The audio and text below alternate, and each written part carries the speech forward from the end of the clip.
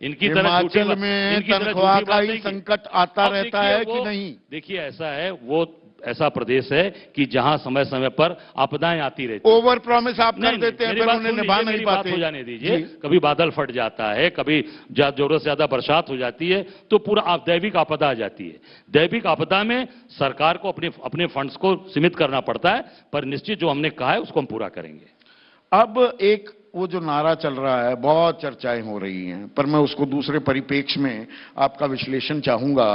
बटेंगे तो कटेंगे। देखिए, इंडिया गठबंधन के लिए ये सवाल मुंह बाय खड़ा है क्या? देखिए, इंडिया गठबंधन बटेगा तो कटेगा, अभी एकजुट है या नहीं है? देखिए ऐसा है, ये भाजपा अपनी परेशानी दिखा रही है। भाजपा के पास लोग वोट दे नहीं रहे हैं। आपने देखा कि जो वोट इनका बट रहा है, आप ने कहा कि एससी वोट कटा, तमाम ऐसे वोट कटे, तो अब इनको लग रहा है कि कैसे उनको इकट्ठा करना है। तो ये भाजपा और संघ की तरफ से ये बातें बोली जा रही हैं। मैं इतना ही कहना चाहूंगा, ये देश की जनता, ये हिंदुस्तान की जनता है, ये अमन चैन पसंद करती है। ये ऐसे मुट्ठी बांध कर खड़ी है, बटने वाली नहीं है। ये हिंदुस्तान की मुट्ठी। पर आप बांट तो रहे हो, आप कह रहे हो अपनी जात की बात करिए, जितनी आबादी उतना हक होगा, हम आरक्षण की सारी सीमाएं लांघ देंगे।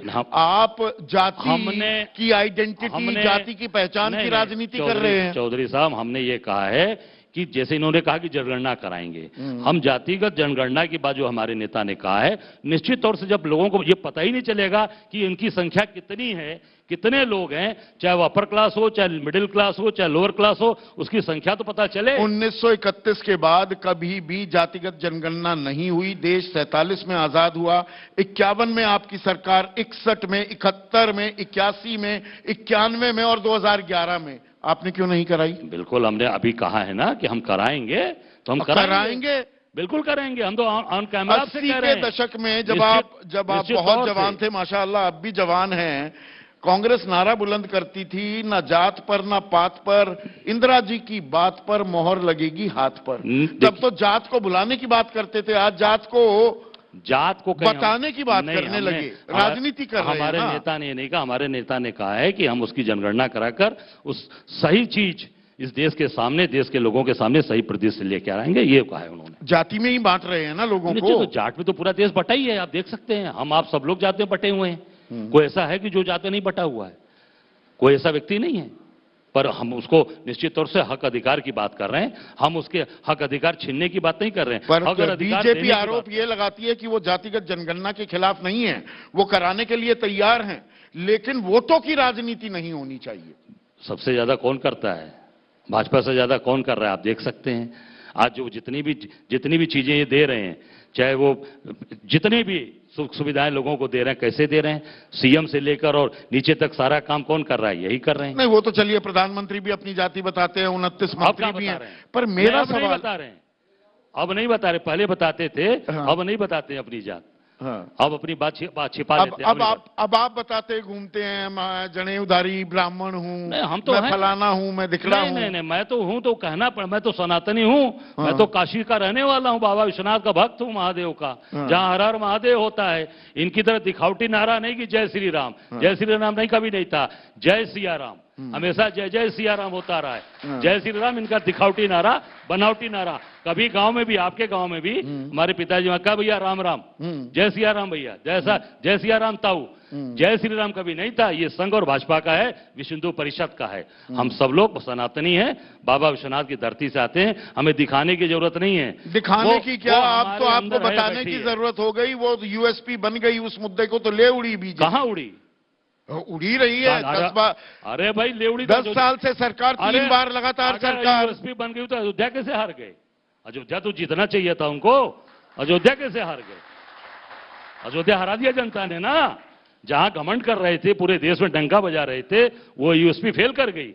बनारस जहां बड़ी बड़ी बात किए, जहां 60-70 हजार करोड़ रुपए आप कह रहे हैं कि बनारस में लगा दिया, वहां की जनता ने आपको नकार दिया। प्रधानमंत्री को जीतने के लिए सारे कुकर्म करने पड़े, 6 राउंड हारे। अब ये यूएसपी फेल कर गई चौधरी साहब।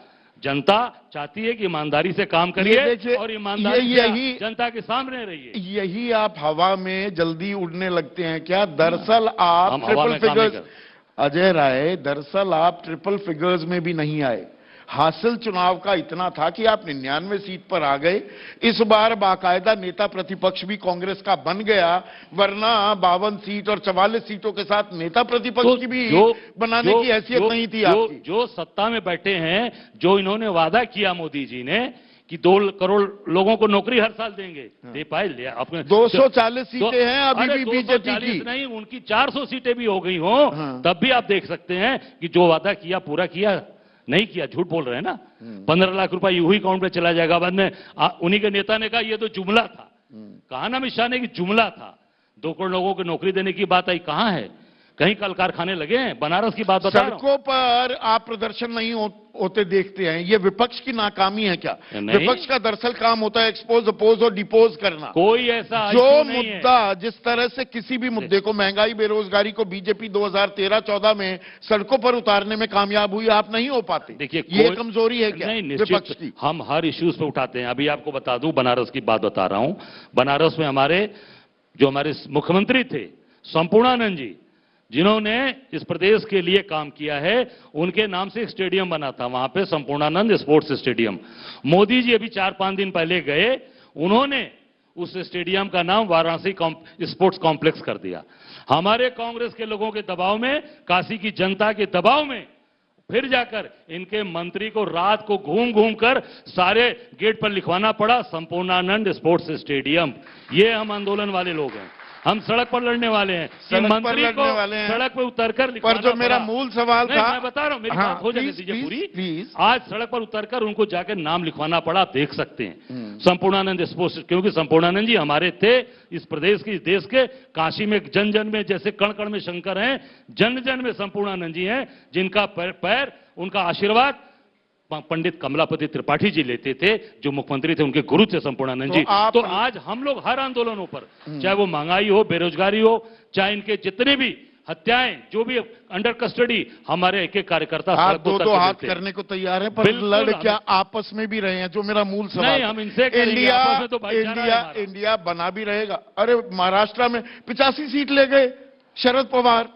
कांग्रेस जिसका स्ट्राइक रेट था 76%, 18 सीटें आपको मिली थी, 13 जीते, आप 85 पर ले आए। हमने कहा ना कि हम बड़े भाई के रूप में सबको लेकर चलते हैं, त्याग और सबको साथ लेकर चलना। खेल तो नहीं हो रहा है, खेला तो नहीं हो रहा है, महाराष्ट्र नहीं होगा, खेला तो आगे भी होने वाला है, होने वाला है। महाराष्ट्र तय करेगा कि विपक्ष में जान आई भी है या नहीं। देखिए, ये तो तय हो चुका 2024 में, उसकी नींव 2024 में पड़ चुकी है, और उसकी सबसे जो मजबूत नींव है वो उत्तर प्रदेश से पड़ी है, जहां राहुल गांधी 4 लाख वोट से जीतते हैं और मोदी जी 1.5 लाख से जीतते हैं।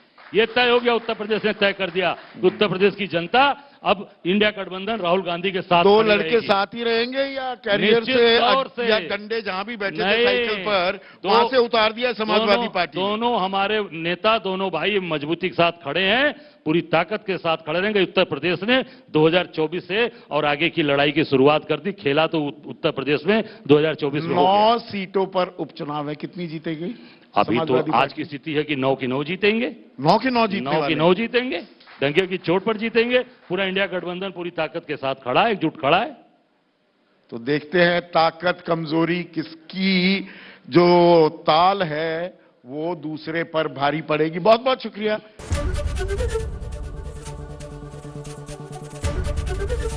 एबीपी गंगा, खबर आपकी, जुबान आपकी।